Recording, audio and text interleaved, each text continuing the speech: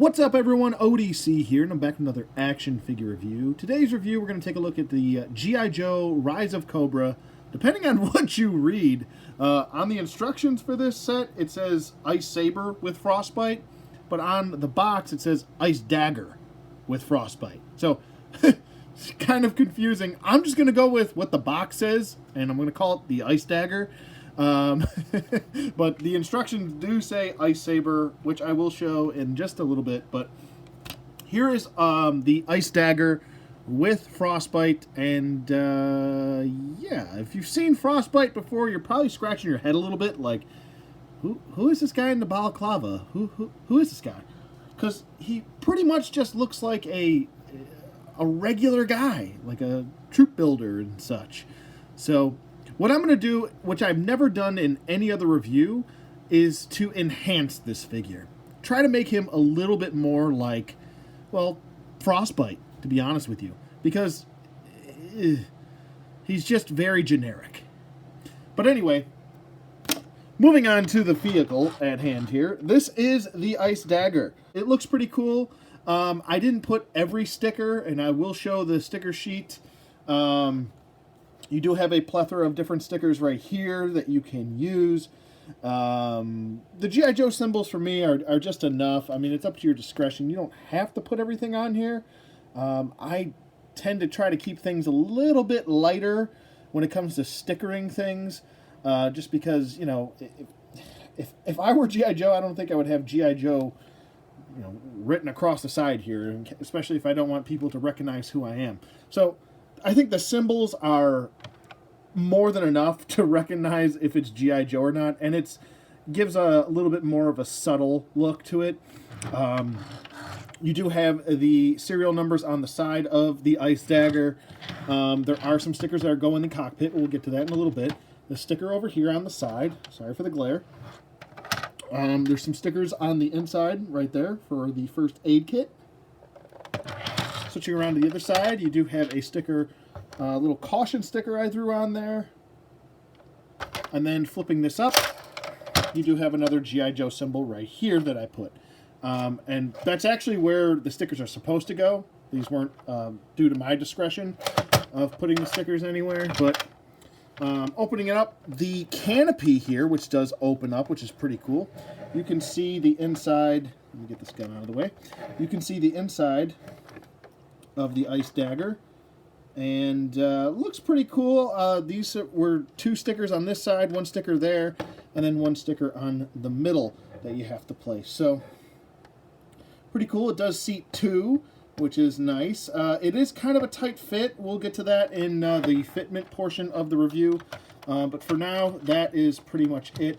The gun does tend to get in the way of this canopy opening and closing, so you do kind of have to throw it off to the side right here, and then kind of maneuver this up and out of the way, just to point that out.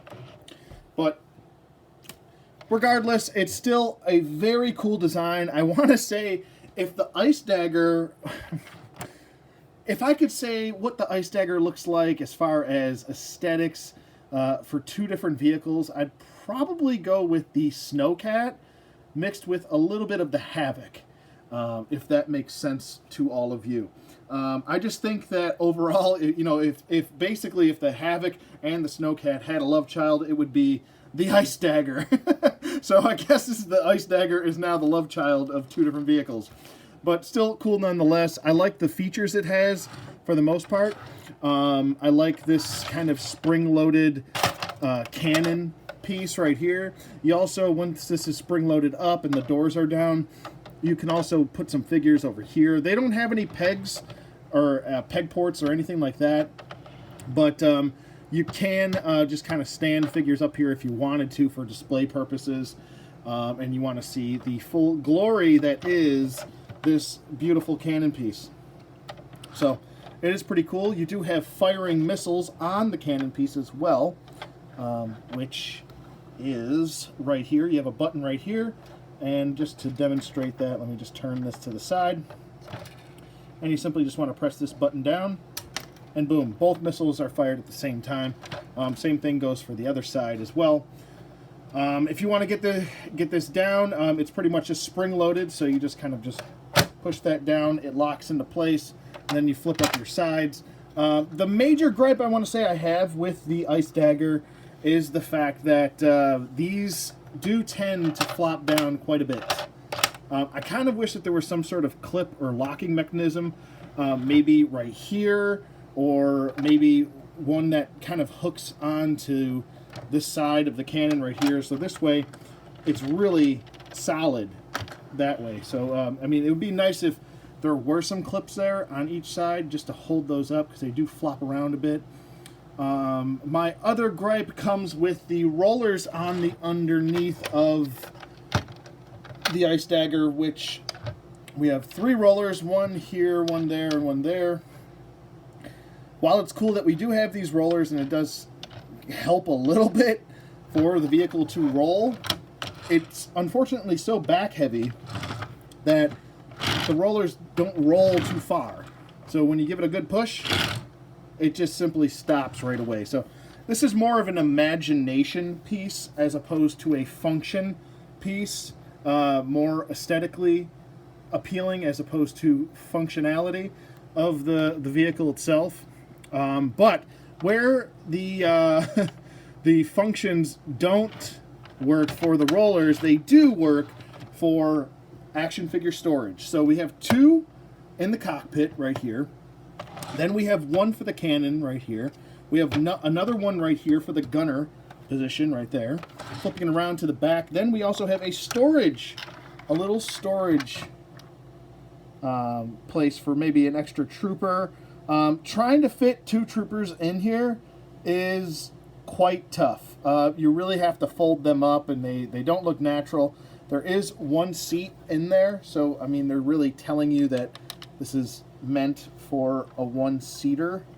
You don't want to stick to. I mean, maybe with if you put some vintage figures in here, you'd be able to fit 2, but with a modern figure, it's just 1 and done. So, but it is cool that you do have those options as far as storage and vehicle capacity with the vehicle itself. So you can fit 4, maybe 5 or 6 with these down and the cannon piece up. You do have a leg hole right here, so you could probably fit another figure in there, but this is going to have to be up when that's going on, so you could probably fit another figure in there. Let's just put him in there like so. There you go. As you can see, he can fit right in there. So you can fit 5, 6, maybe pushing it 7 on here, but it's really going to start to look crowded as far as that's concerned. So, so a little bit of fitment issues here and there, but for the most part, I want to say it's pretty well done. Here is some fitment with the cannon piece up top, or the cannon portion up top. Fold those up. So you don't have an issue with that. Now, getting him specifically, if we'll focus, come on, getting him into the cockpit and getting him in, or the driver portion, and then the cockpit for the cannon is, it's not too bad, but what you do have to do here is you want to kind of hike this skirt up. And it is a little bit more of a pliable plastic. I know it looks ridiculous, but it will help as far as the function goes. And then just bring his legs up, and now he can actually sit properly. But that is something that you do need to do with this figure to get him in there. And then kind of work with his arms. So getting him into the cannon piece, let's fold those down, and then you just kind of slide him in. And that's how he sits. He sits pretty flush, pretty well in that elevating cannon. So no issues with that. Let's get him out. And then we will put him in the back portion. Now this is where it does get a little tricky. You do have to kind of bend their knees a little bit like this to get him to fit in there. But once you do get him in there, he's not going anywhere. So you don't have to worry about any of that. But you do have to kind of finagle him in there. Oops. There we go. And now he is sitting in the back like so. Not sitting very well, but he is sitting regardless. You could, like I said, you could maybe try and squeeze another one in there, but there's a wall like right here.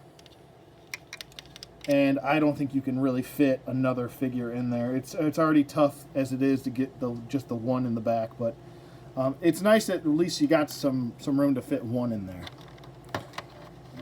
Getting him out, hopefully it isn't too difficult here. Okay, so getting him into the cockpit portion. Kind of have to work with his legs to really get him in here, and you kind of want to pinch his lower half so he sits down as much as possible, trying to bring him in too, and then lay him back, and then he will fit in there nicely. So there you go. He's not lying back too much where it's like, oh, that looks stupid. It looks like he's taking a nap. No. I think, especially with the bulkiness of his jacket and the hood kind of pushing him forward, it's still, you get some nice clearance right here.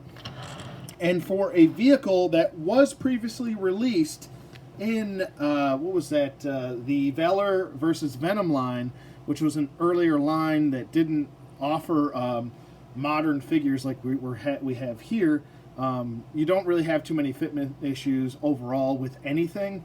You just kind of have to really work with the body, adjust the legs, and kind of push them as far forward as possible with their legs. So that's just the best tip I could give you from one collector to another. Just keep trying to work with those legs, and if you're having an issue with the head bumping, you shouldn't. You can. I put in multiple different figures in this driver cockpit, and I haven't had any clearance issues. Okay, so a couple things I want to point out before I move on to the action figure itself. I'd like to point out the fact that there is some assembly required with this vehicle set, and I'll point out exactly what. Besides the sticker sheet, there's a couple things that you have to put on the vehicle itself to get it working properly, or to get it to look working properly. You do have to attach this gun right here. It's not too hard. It's just two little pegs right there, and you just kind of push down on this. I'll just take it off, and then you just put it back on, just like so. The other couple pieces that you do have, obviously, are the four missiles that you have for the cannon piece right there, and then you do have this satellite dish, which just pegs right into the top right there, and then this antenna right here, which is a very strong, nice, thick, durable antenna.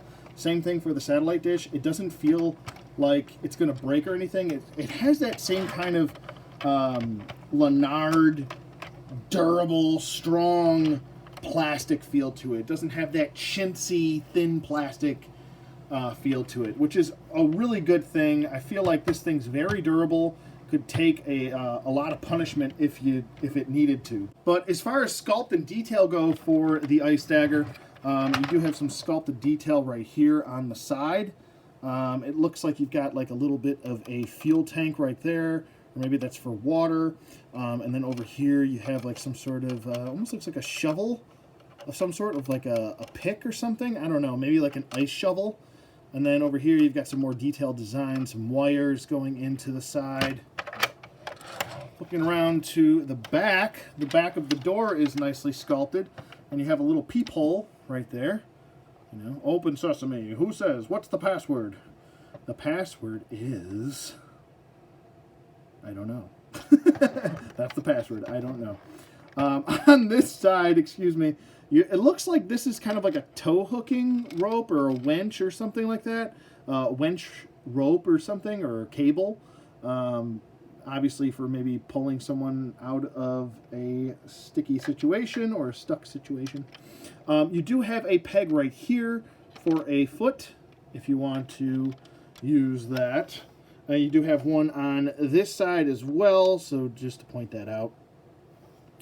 And then the tank treads look pretty cool.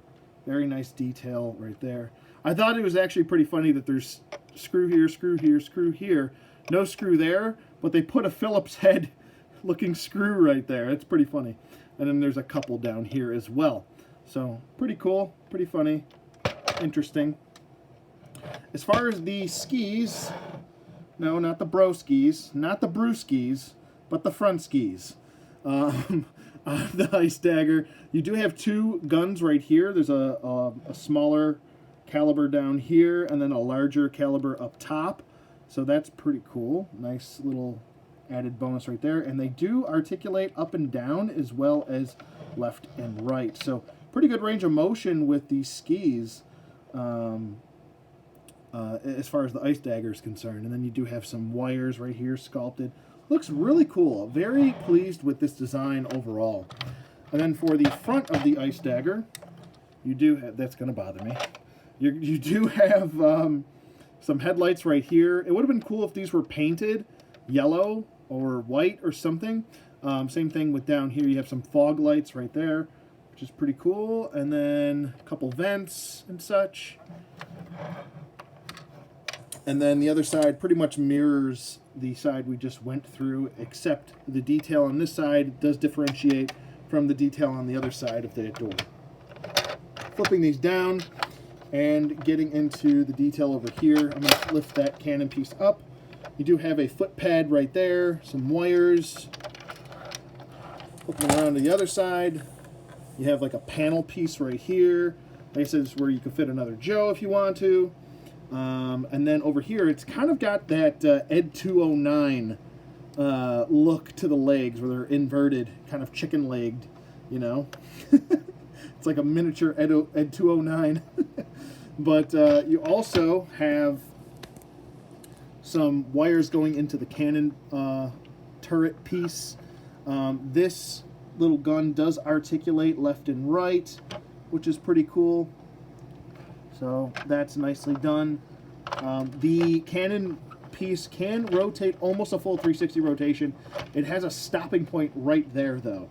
So you can't go any further than this. You kind of have to swivel it all the way back, which is very odd, a little bit interesting as far as that's concerned. The cannon pieces can rotate all the way up, like so they can shoot vertically, almost 100% vertically. And then you can just lower those back down if you want to have them straight. And then just push that down until you hear the lock. And you are all set as far as the form and the function. Okay, for the next segment of this review, we're going to talk about Frostbite. Now, poor Frostbite hasn't really had any other retail releases, except unless you're talking vintage. And I'm talking modern only here.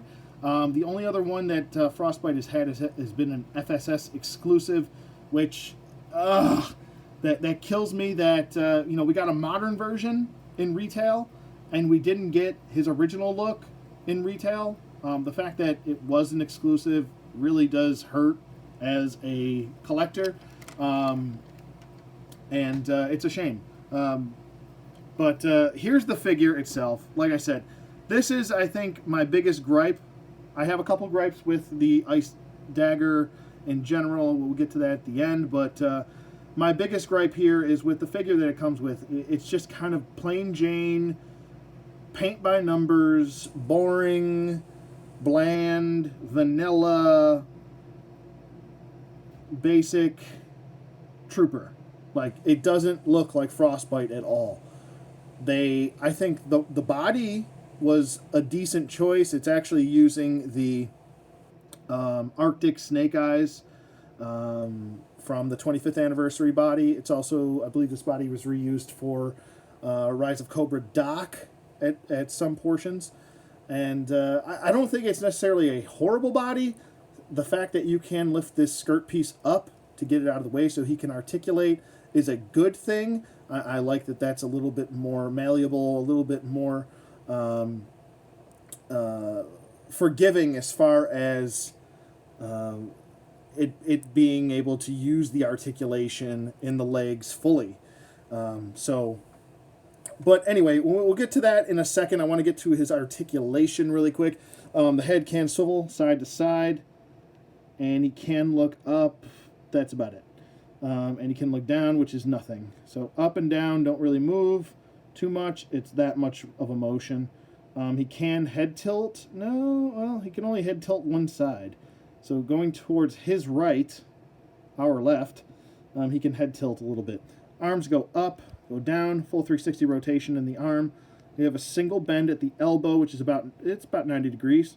Then we have a swivel at the elbow too, and then a swivel at the glove.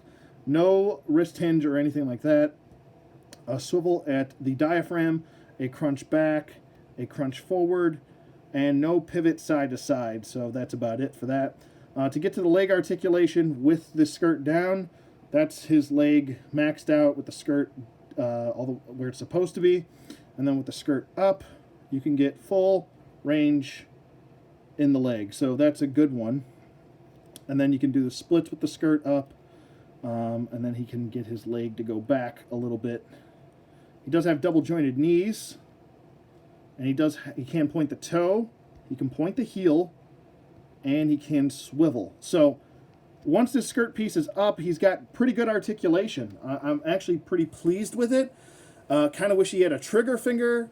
It's not the end of the world. He can still hold guns, which we will get to in a second, because for the first time in one of my reviews, I'm actually going to, I wouldn't say 100% customize a figure, but I'm just adding to the figure to make it more like Frostbite, because Frostbite deserves a modern look, and this is just not it for me. So we're going to go ahead and do that. I'm going to snap my fingers, and I will show you my custom version. It's a very cheap one that you can do as well if you want to use the recipe.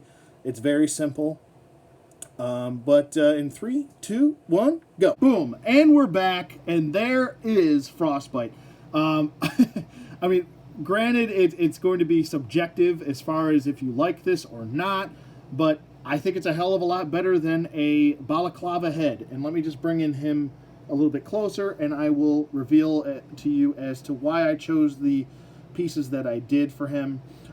If you remember Frostbite issue number 1, like it's a comic. If you remember Frostbite version number 1 is what I meant to say. He did come with an, I want to say an M4 with a thermal scope. So here we go. We have a M4 from Marauders with a thermal scope.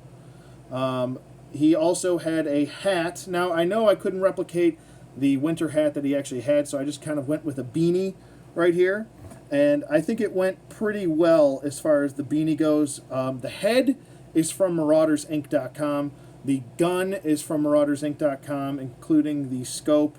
The goggles are from MaraudersInc.com, and so is the beanie.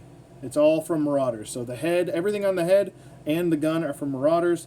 I did give him a backpack, which is actually from a Cobra Trooper. I'm not sure if I can remember which Cobra Trooper that was, but I mean, I'm sure any backpack that you give him, any other type of backpack fodder that you do give him, will give him that nice Arctic look to him. And I just feel like this looks more like Frostbite to me than just a balaclava head. I don't know. And it didn't take me long to do this. I had a beanie. I had the Marauder's head. And, you know, even if you do want to go the extra mile, you don't have to. You can stick with the balaclava head if you're happy with that. I keep dropping my pointer.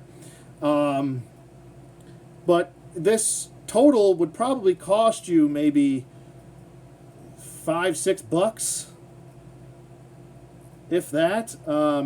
But I think it does make the figure look so much better, so much more like the actual character he's supposed to be, as opposed to just, you know, wet noodling it like Hasbro did. So, I don't know. It's up to you. I'm going to keep him like this for the remainder of the review because I just think he looks enjoyable. Very pleased with this overall. So, there's Frostbite. Okay, and here is Frostbite's little read-up. If you want to pause that and read it, you can. Okay, and here's the instruction booklet. If you want to go ahead and pause that and read that, you can. Get that all in the shot. And here is the sticker label. If you wanted to go by what the sticker labels are telling you to do, you can reference this.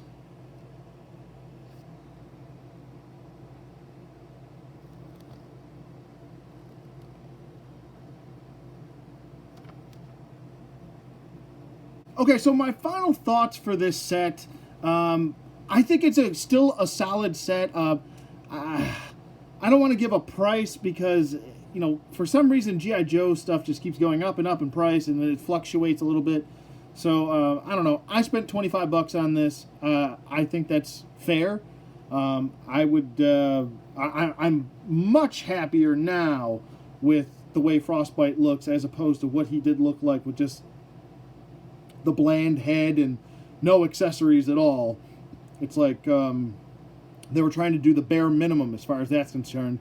And then later on down the line in Retaliation, we got a vehicle and then a figure with 5 points of articulation, which is just blasphemy as far as I'm concerned as a G.I. Joe collector. But this is a solid set. I would definitely go ahead and give this to Yo Joe thumbs up and say go pick it up. I think it'll be a welcomed addition to your modern collection. But yeah, that's pretty much it for me. Let me know what you guys think in the comments below. Thank you for watching as always, and I'll see you guys on the flip side.